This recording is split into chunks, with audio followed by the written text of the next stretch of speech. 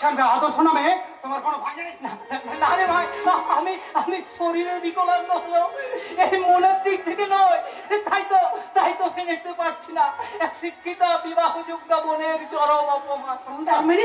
তার মানে দাদা তুমি বাহিনীর কথা তো বাদই দিলাম, আমি আমি এই গ্রামটা ঘুরে বুঝতে পারলাম আমাদের চলার পথে পথে পদে পদে বাধা কতখানি।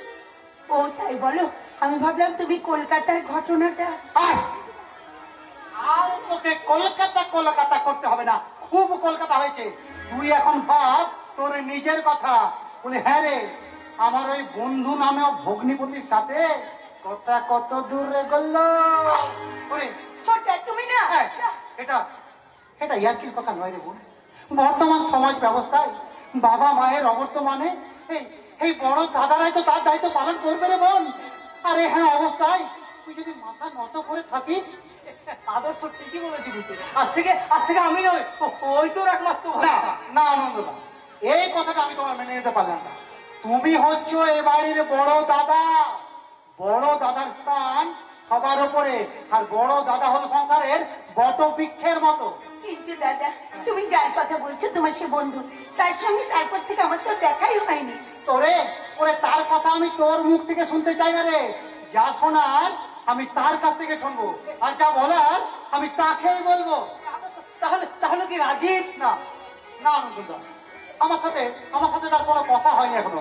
কিন্তু একটা কথা তুমি জেনে রাখো যে তার মুখে আমার মুখের কথা তার মনের কথা। সে কথা তো চিরন্তন সত্য, কিন্তু তাই বলে এই অসময়ে আমাকে খুনের আসামের মধ্যে এখানে ডেকে পাঠানো হলো কেন? কারণ আরে হনুমান বিশ্বস্ত অনুচর হলেও রামচন্দ্রের দায়িত্ব পালন করতে পারে না রে ভাই। তার মানে মানে তুই যখন আমার খেয়ালি পড়া বুঝলি না, তাহলে পরিষ্কার ভাষাতে বলি হ্যাঁ রে, আমার এই অভাগী বোনটা আর আর কতদিন তোর আশায় পথ চেয়ে বসে থাকবে শুনে। জানিস রাজি, বর্তমান সমাজে রাস্তাঘাটের অবস্থা মোটেও ভালো নয় রে। খুশি যখন রাত্রে কাজের সন্ধানে বাড়িতে যায়, কলকাতায় যায়, আর রাত করে বাড়িতে ফিরে আমার বুকের ভিতরটা জানি না কেন কেমন হয়ে যায়। তাই আমি তোর কাছে হাত জোড় করে অনুরোধ করছি ভাই, যত শীঘ্র সম্ভব তুই ওকে বিয়ে করে দায়িত্ব নে রে ভাই। ও দায়িত্ব নেয় অবশ্যই, এতে যদি তোর কোনো আপত্তি না থাকে। আপত্তির কথা নয় আদর্শ, কিন্তু তুই তো জানিস আমার পরিবারের অবস্থা। ধনী বাপের ছেলে হয়েও আমি ভিখারির মতো জীবন যাপন করি। রাজীব, সৎ মায়ের কবলে পড়ে যে জ্বালা যন্ত্রণায় আমি ভুগছি, আমি চাই না খুশিও সেই যন্ত্রণায় ভুগুক। রাজীব, কাউকে দুঃখের নদী থেকে তুলে কান্নার সাগরে ডোবানো যে সুকর্মের পরিচয় নয়। রাজীব, বাংলায় একটা প্রবাদ আছে জানেন তো, সাগরে পেতেছি শয্যা, শিশিরে কিবা ভয়। তাই তো সারাটা জীবন ওই দুঃখের সাগরের নোনা জলে ছাপটা খেতে খেতে আমাদের কেটে গেল। তাই সুখের কথা ভাবতে আর চাই না। ওসব কথা বাদ দিয়ে দাঁড়ান, আমি আপনার জন্য চা নিয়ে আসছি।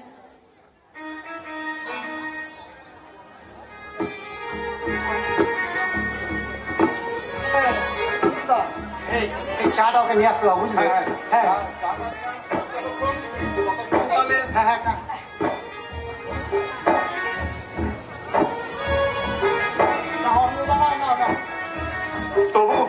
তবু আমি বলছিলাম কি খুশি, একটা নয়, হাজারটা বল, হাজারটা।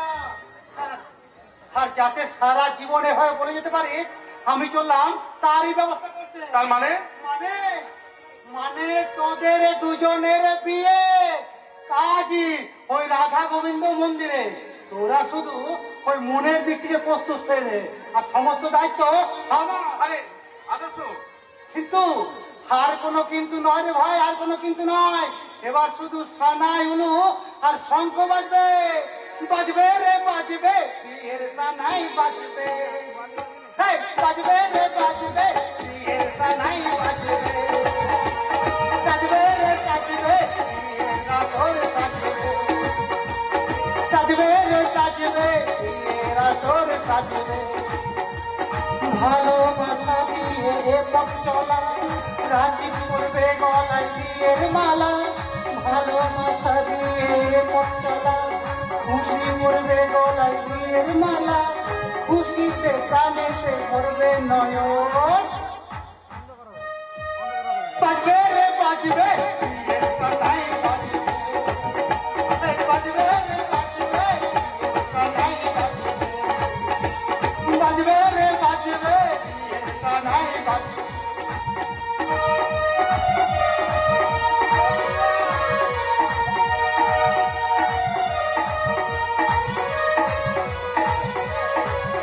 আদর্শ পাগলামি করতে পারে, কিন্তু কিন্তু তুমি আমি আমি তার পাগলামিতে সায় দিলাম, কারণ কারণ সে তো আমার শুধু বন্ধু নয়, সে আমার ফ্রেন্ড, ফিলোসফার অ্যান্ড গাইড।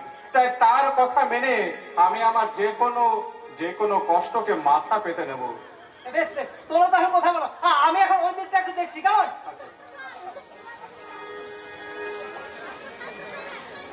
দাদা, দাদা, দাদাকে দাদার দায়িত্ব পালন করতে দাও না খুশি, তুমি বরং আমি আমার আবার কি দায়িত্ব বলো তো? এতদিন আমার কাজ ছিল দাদার ঘাড়ে বসে খাওয়া, এবার আমি তোমার ঘাড়ে বসে খাবো। কিন্তু কিন্তু আমার ঘাড়া তো শক্ত নয় খুশি, তাই তাই তোমার আমার ঘাড়ে নয়, এবার তোমাকে আমার পাশে পাশে চলতে হবে। এইভাবে সারাটা জীবন তোমার পাশে আমাকে রাখবে তো? কথা দাও, কথা দাও। কথা দিলাম, আমি কথা দিলাম,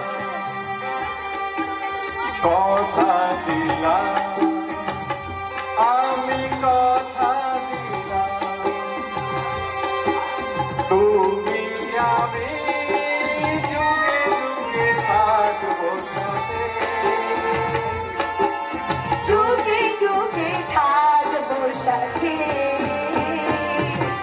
কথা দিলাম, লা লা লা লা, আমি কথা দিলাম, লা লা লা লা লা লা, তুমি আমি।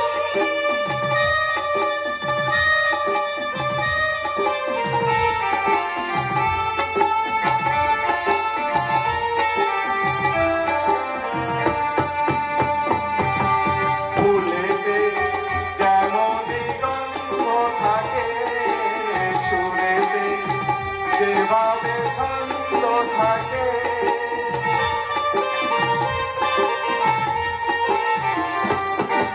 ফুলেতে তেমনই গন্ধ থাকে, সুরেতে যেভাবে ছন্দ থাকে। এমনি করে আমরা দুজন রব মিশে দিনে ও রাতে, যুগে যুগে থাকবো সাথে। কথা দিলাম, আমি কথা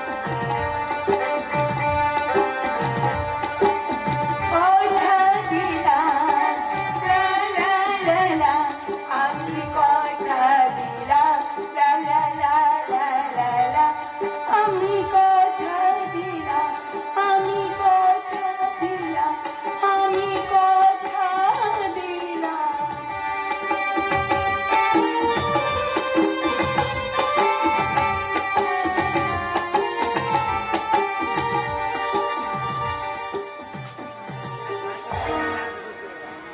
না না না না, রাজীবের ঔদ্ধত্য আমি কিছুতেই মেনে নিতে পারবো না।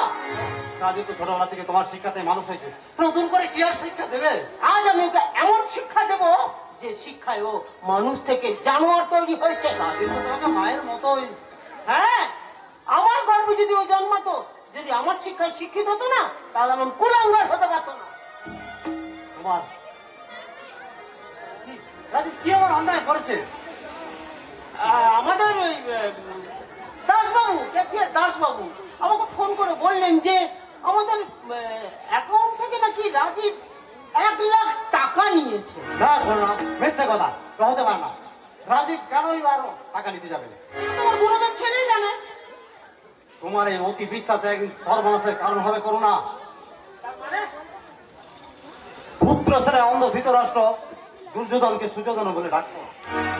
আরে দুর্যোধনের অধর্ম পাপ ধর্ম ধ্বংস হয়ে গেছিল কৌরব বংশ। তুমি তুমি কি সেন বংশকে আমি কোনো ধ্বংস হতে দেব না, কারণ আমি কোনো অন্যায় করিও নি আর কোনো পাপ কাজও আমি করিনি। তোমার সেই বিশ্বাসকে মূল্যায়ন করে আমি একটি কাজ করতে চাই মা। তাহলে অফিস কি হয়েছে? তাহলে অফিসের অ্যাকাউন্ট থেকে 1,00,000 টাকা তুলতে গেলে কেন? ও আমি না, ও দাদা দাদা আমার ভাবে অনুরোধ করে বললো। সে কথা তুই আমাকে আগে জানাস কি বলবো? আরে সেটা কি উচিত হতো মা? সেও তো বড় ছেলে, তারও তো একটা নিজস্ব খরচ করতে বলেছে। সে আবার যদি ওই প্রেম টেম করে, হ্যাঁ, ধ্বংস করে দেবো, আগুন জ্বালিয়ে দেবো। ওর ওই প্রেম না আমি জ্বালিয়ে পুড়িয়ে একেবারে শেষ করে দেবো। বাবু! কর্তা বাবু! কর্তা বাবু! কর্তা বাবু! এই, ঠিকই, আপনারা এখানে এসে দেখছি। কেন? কি হলো রে? কি হয়েছে? এত চিৎকার হন্তদন্ত করছিস হয়নি কেন? আরে খুশির খবর আছে গো, খুশির খবর আছে। তাহলে রতন, তুই কি আজ ওই লটারি টটারি পেয়েছিস? আরে দূর কর্তা বাবু, কেন লটারি পেতে যাবো গো? তাহলে তাহলে খুশির খবরটা কি? আরে আমি ওই পাঁচমোহনা বাজারে গেছিলাম উৎপলের দোকানে, ডুম আর বাম্বার সাথে আমার দেখা হলো। তারা বললো ওই রাজীব দাদা বাবু নাকি বিয়ে করেছে গো, বিয়ে করেছে। করুণা, করুণা, যাও যাও যাও, দাঁড়িয়ে থাকো না, যাও জলদি করে বরণ ডালা সাজাও, বৌমাকে বরণ করতে হবে তো। মা কোথাও যাবে না, মা কোথাও যাবে না। তাহলে ওই ছোট লোকটা কাকে কোথায় বিয়ে করেছে? আরে ওই আনন্দদার বোন খুশিকে তারা বিয়ে করেছে ওই রাধা মাধব মন্দিরে।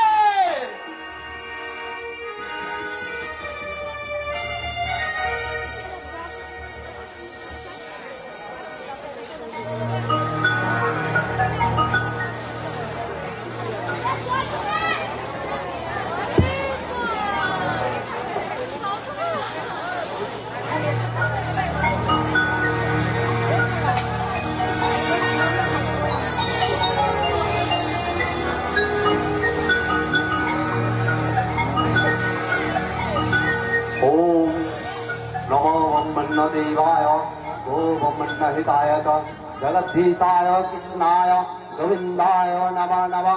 हे कृष्ण करुणा सिन्धु दीनबन्धु जगत्पते गोपेश गोविन्दकान्त राधाकान्त नमस्तुते।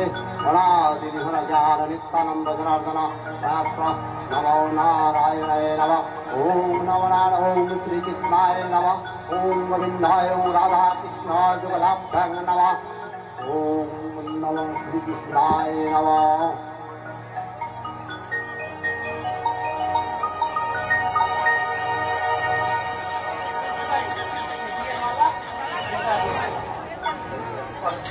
বড় আনন্দ না? আজ আমাদের কত আনন্দের দিন। সেই সেই আমাদের ছোট্ট বোনটি, আরে ওখানে কেন দাঁড়িয়ে আজ তোমার দিন এসো না। আমাদের ছোট্ট বোনটি কত আনন্দের দিন বলো না। আর একটা সঙ্গে নয়, আমার প্রাণের বন্ধু রাজীবের সঙ্গে আচ্ছা আমরা বড় ভালো ছেলে, বড় ভালো ছেলে গো। না না, নিজের বন্ধু বলে বলছি না গো, গরিব দুঃখী মানুষদের প্রতি তার মনে বড় দয়া গো, বড় দয়া। আরে আরে যে অন্য মানুষদের জন্য এত করে, সে নিজের স্ত্রীর জন্য কত করবে তুমি ভেবে দেখো বা ভেবে দেখো। আমি জানি, হ্যাঁ, কিন্তু কিন্তু জানো আনন্দদা, আজকের খেলা দাঁড়িয়ে অনেক অনেক ভয় করে জানো।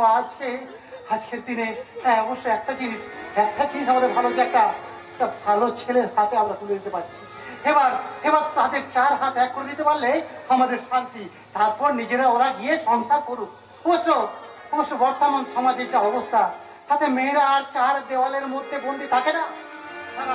তারা এখন বাংলা ছেড়ে দেশ ছেড়ে এমনকি মহাকাশে পর্যন্ত পাড়ি দিচ্ছে। আর অবলা নারী নেই গো, অবলা নারী নেই। কিন্তু এখনো আমাদের সমাজে কিছু নর পিশাচ আছে, যারা তাদের সেই সব সম্মান দেয় না। তারা ভুলে যায় যে তারাও এক কোনো মায়ের গর্ভজাত সন্তান। তারা এমন হিংস্র হয়ে যায়, তারা নারীদের নিজের ভোগের বস্তু চিন্তা করে। তাই তো আমার বড় ভয় করতো আনন্দ, যখন ওই খুশি কাজের সন্ধানে কলকাতায় যেত না আমার আমার বড় ভয় করতো গো। কারণ কারণ সমাজ ব্যবস্থা এতটা নোংরা হয়ে গেছে যে মানুষ হাজার মানুষ নেই, জানোয়ারে পরিণত হয়েছে। সরকার সরকার নারীদের সাবলীল করার জন্য কত কত কত প্রকল্প আনছে, বেটি বাঁচাও বেটি পড়াও, কিন্তু কিন্তু সত্যি যদি আজ মেয়েদের সুরক্ষিত রাখতে হয় তাহলে ওই ওই প্রকল্প নয়, একটা প্রকল্প করতে হবে, বেটা পড়াও বেটি বাঁচাও। কারণ কারণ যদি আপনারা আপনারা আপনাদের ছেলেদের শিক্ষা না দেন যে মেয়েরা মেয়েরা ভোগের বস্তু নয়, মেয়েরা হলো মায়ের জাত, তারা যেমন ছোট্ট শিশুকে কোলে পিঠে করে বড় করতে পারে, তেমনি তেমনি ত্রিশূল হাতে রণচণ্ডী মূর্তি ধারণ করতে পারে। এটা এটা আপনাদের শিক্ষা দিতে হবে, নইলে নইলে আইন আইন তারা করতে পারবে না। কারণ আইনের ফাঁক করে ওইসব নরক পিশাচরা এইসব এইসব রাস্তাঘাটে ঘুরে বেড়াবে। আর সেটাও আনন্দটা এখন এই বর্তমান যুগের কি অবস্থা, আমাদের রাজ্যের মুখ্যমন্ত্রী মহিলা, দেশের রাষ্ট্রপতি মহিলা, তাছাড়াও আমাদের দেশে এখনো পর্যন্ত প্রত্যেক 6 মিনিটে না কোথাও একজন না একজন নারী নির্যাতিত হচ্ছে। এখনো পর্যন্ত তারা এইসব জিনিস নিয়ে চিন্তা করে না।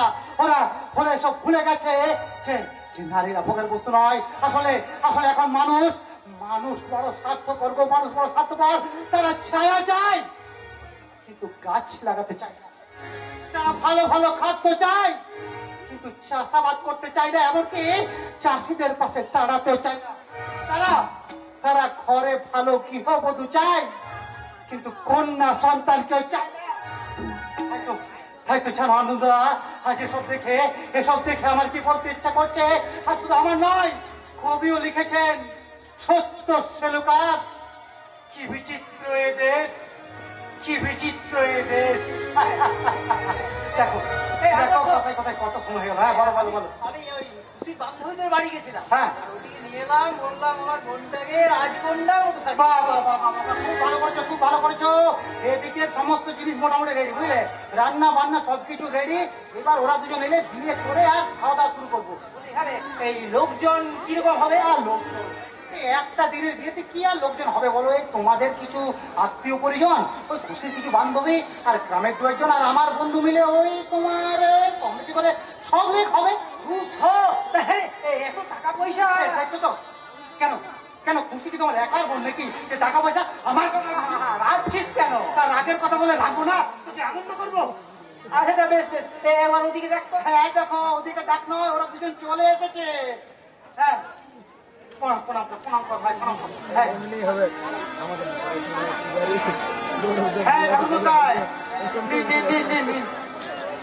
পুজো শেষ তো, এবার দুজনের বিয়ে দিন। সত্যি আদর্শ, তুই না থাকলে এত সহজে আমি খুশিকে আহ্বান করে পেতাম না। আজকে আবার এসব কথা কেন?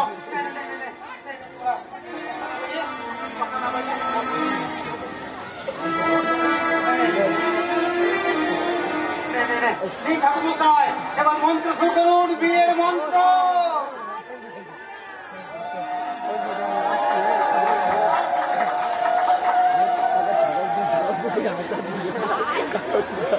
কত না ভাগ্যে আমার এই জীবন ধন্য হলো, শিথিরে একটু সিঁদুরে সবই যে বদলে গেল। কত না ভাগ্যে আমার এই জীবন ধন্য হলো, শিথিরে একটু সিঁদুরে সব কিছু বদলে গেল। কত না ভাগ্যে আমার।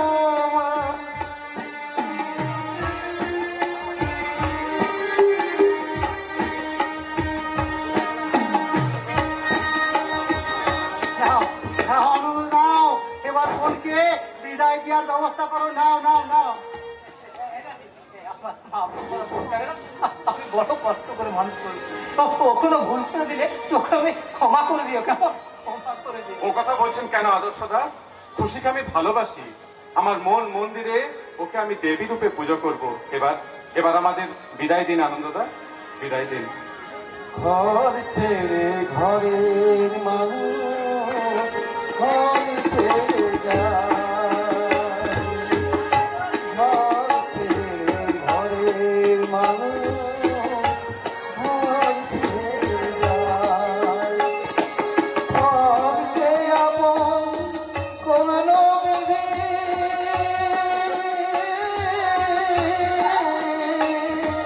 ঘর যে আপন কোন বিধি আপন যে পর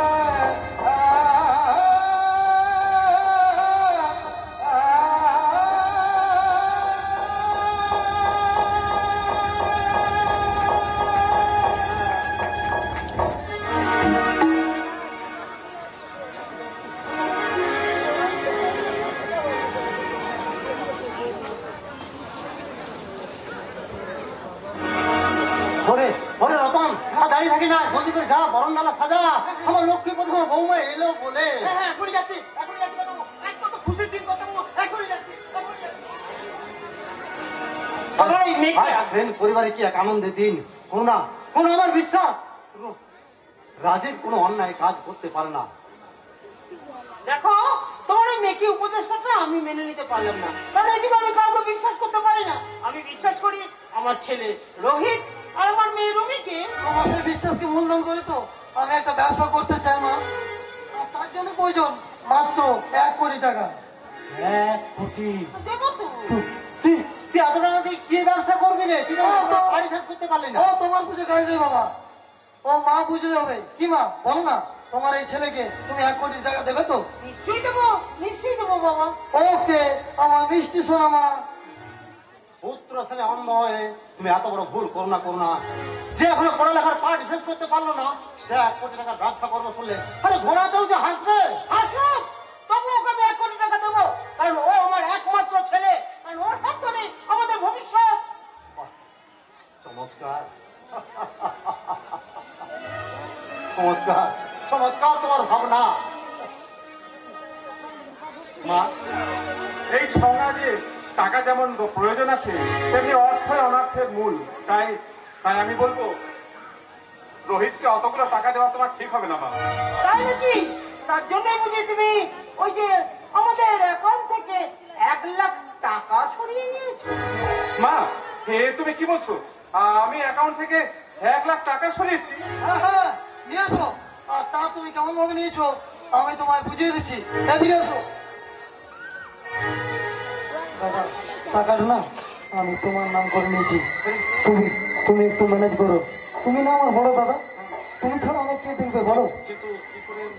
আচ্ছা এক কাজ কর, তুই ওইদিকে যা, আমি দেখছি কি করা যায়। তুমি ম্যানেজ করো দাদা, আমি না তোমার ছোট ভাই। হ্যাঁ ঠিক আছে।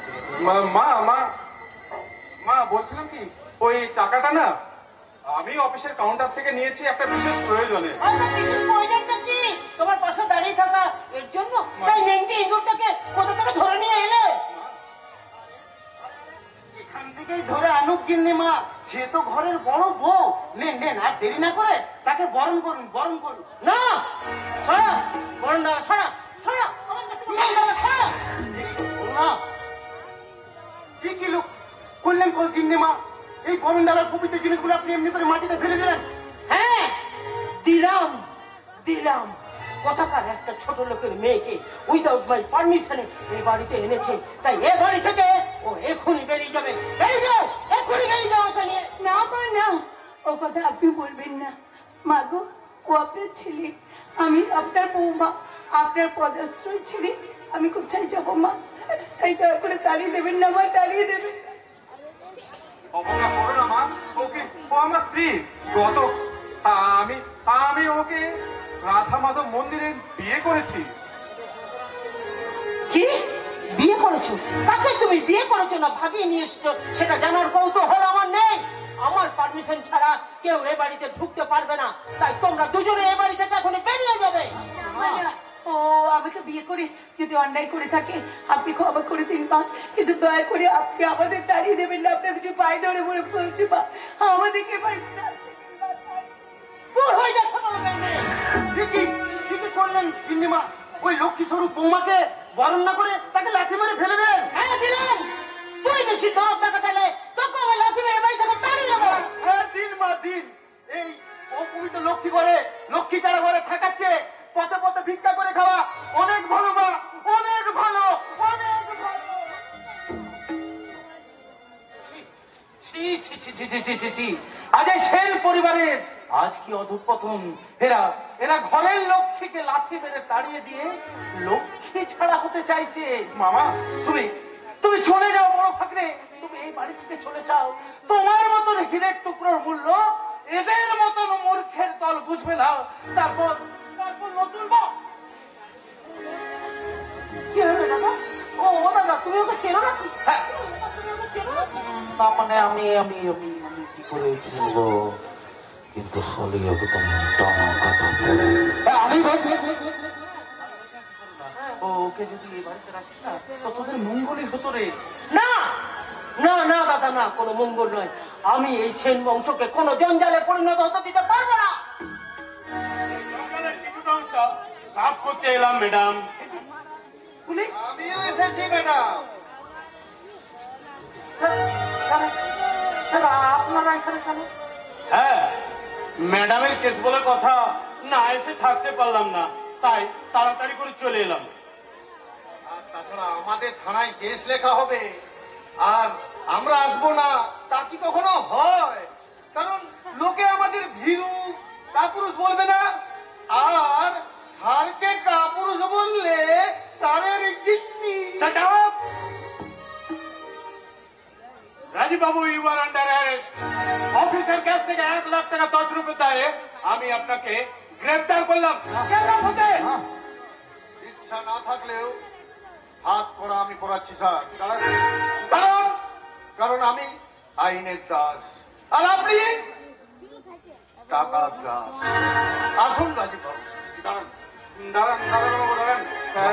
রাজীব না, এবার না, না, এবার কি হবে? কিছুতেই হতে পারে না, এই কিছুতেই হতে পারে না। কি হবে? ওই কাজ করতে পারে না, পারে না, পারে না। আমাকে বলে কোনো লাভ নেই, যা বলার আপনি ওই আদালতে গিয়ে বলবেন। না এবার কি হবে ভাই? কি আর হবে, আইন তার নিজের পথে চলবে। কারণ পাপ কোনোদিন বাপকেও ছাড়ে না দাদা, বাপকেও না। হ্যাঁ হ্যাঁ, তুই ঠিক কথা বলেছিস। সত্যি পাপ কোনোদিন তার বাপ কেউ ছাড়ে না। এই অন্ধকার কুয়াশা ভেদ করে একদিন একদিন সত্যের সূর্য উঠছে। খুশি খুশি, তুমি আজকে তোমার দাদার বাড়িতে ফিরে যাও। আমি আমি তোমায় কথা দিচ্ছি খুশি, এই এদের চক্রান্ত ভেদ করে তোমার রাশি একদিন তোমার কাছে ঠিক ফিরে আসবে খুশি। তোমার রাশি একদিন তোমার কাছে ঠিক ফিরে আসবে। তোমার রাশি একদিন ঠিক ফিরে আসবে।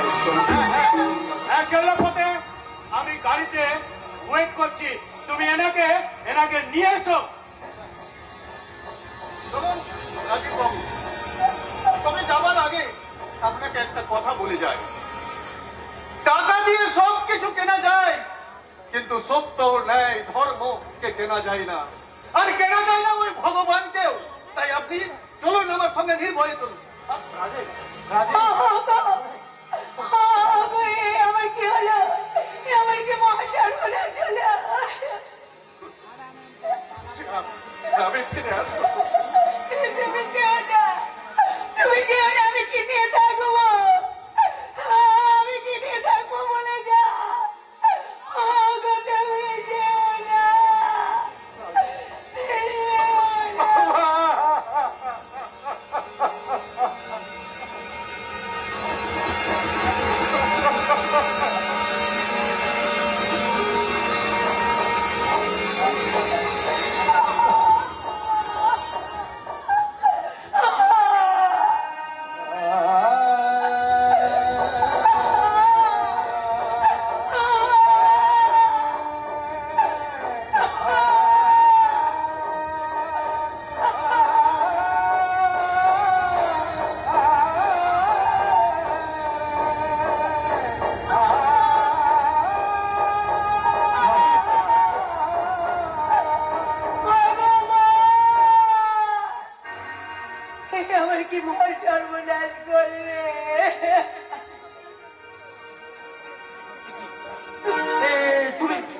তুমি তুমি কেঁদো না খুশিমা, তুমি কেঁদো না। রাজীবকে আমি কাহালেই সামিল করে এখানে নিয়ে আসবো। ততক্ষণ ততক্ষণ তুমি এই বাড়িতে বড় বউ হয়ে থাকতে। না, দয়া মায়া মমতাহীন এই সেন পরিবারে কোন ভদ্র শিক্ষিত মেয়ে বউ হয়ে থাকতে পারে না। ভদ্র শিক্ষিত মেয়ে? তা তোমার ভদ্র শিক্ষিত মহিলাটিকে কোথা থেকে এসেছেন তিনি? আচ্ছা, চরিত্রগত বৈশিষ্ট্যটাই নাকি? সেটা আপনার মতো চরিত্রহীন মহাপুরুষের না শুনলেও চলবে। তোমার ভয়ে একজন চৈত্রিন ভাইজির সঙ্গে রাজীব সঙ্গে বিয়ে দিয়ে কোন মতলবে বা আছো তুমি? তুমি ভুলে যাও না তোমার সামনে কে দাঁড়িয়ে আছে। তুমি কথা বলছো সাংবাদিক আদর্শ ব্যানার্জির সাথে, যার একমাত্র কাজই হলো তোমাদের মতো ধনী কুচক্রীদের আসল নগ্ন চেহারা জনগণের সামনে তুলে ধরা।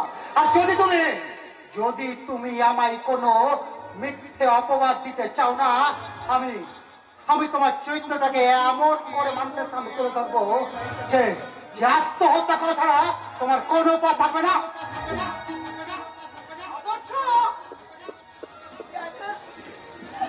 দাদা, দাদা তুমি চলে যাও এখান থেকে।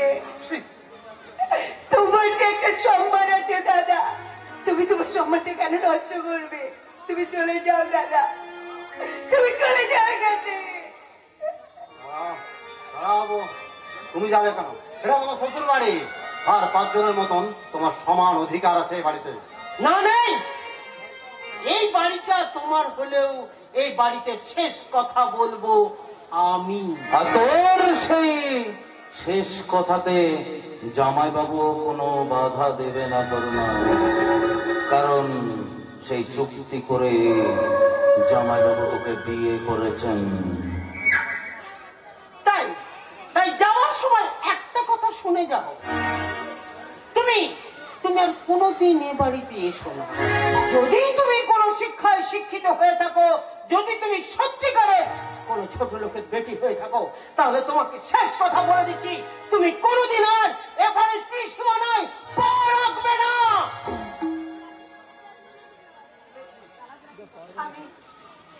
আমি চলেই যাচ্ছি। এতক্ষণ ধরে আমি কেন দাঁড়িয়েছিলাম জানি? না দাঁড়িয়ে থাকলে সেন বাড়ির এই নোংরা ইতিহাসটা আমি জানতাম কি করে? কি বলতে চাইছো তুমি? আমি চলেই যাচ্ছি, তবে যাবার সময় আমিও আপনাকে একটা কথা বলে যাচ্ছি, শুনে রাখুন। যদি আমি আদর্শবান বাবার মেয়ে হয়ে থাকি, আমার মধ্যে যদি কোনো ছলনা প্রতারণা না থেকে থাকে, তাহলে একদিন না একদিন আপনার দম্ভ, আপনার অহংকার মাটির সঙ্গে মিশে যাবেই যাবে। আর আপনাকে মাথা নিচু করে আমার কাছে ক্ষমা চাইতেই হবে, চাইতেই হবে, চাইতেই হবে। কোনদিন আমি ক্ষমা চাইবো না। এবার সবাই দেখবে আমাকে দেবী দর্শভূত রূপে। এতদিন করুণার মাতৃমূর্তি সবাই দেখেছে, এবার দেখবে দলিত দলনী রণচণ্ডী মূর্তি। ধরিত্রী মাতা, তুমি আমার ত্রেতা যুগের মতো দ্বিখণ্ডিত হও, আমিও ভাগিনী সীতা দেবীর মতো তোমার মধ্যেই প্রবেশ করি।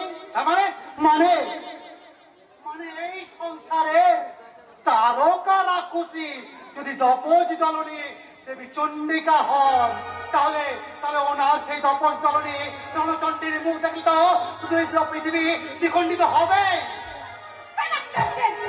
তুমি আমার বাড়িতে দাঁড়িয়ে আমার মাকে অপমান করে দাঁত বের করে হাসছো কোন সাহসে? হয়ে আপনি আমার গালে চড়টা মেরে এটা প্রমাণ করে দিলে যে আপনি রানী লক্ষ্মীবাই, মাতঙ্গিনী হাজরা এবং প্রীতিলতার দেশের মেয়ে। বেশি জ্ঞান দেবেন আদর্শ কারাচ্ছি।